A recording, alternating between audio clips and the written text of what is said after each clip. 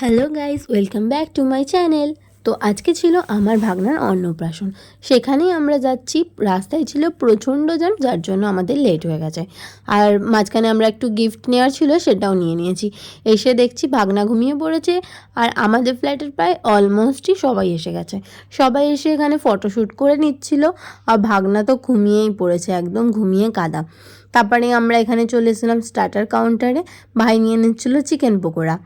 আর আরেকটা কথা তোমাদের সাথে শেয়ার করি, এই স্টার্টারটা দেখে মনে পড়লো, ভাই একটা বিয়েবাড়িতে গিয়ে এমন স্টার্টার খেয়েছিল যে সেই বিয়েবাড়িটার কোনো মেন কোর্সই ওর পেটে ঢোকেনি।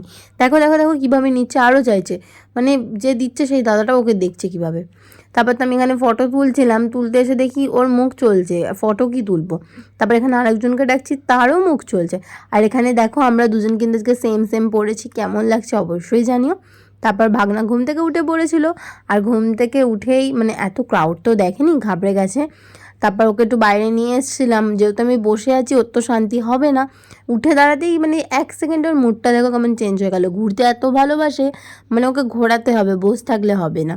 খুব খুব খুব মজা করেছি আমরা ওর অন্নপ্রাশনে। নেক্সট পার্টে সবটা দেখাচ্ছি কী করলাম কী না করলাম, অবশ্যই দেখতে থাকো, স্টে টিউনড।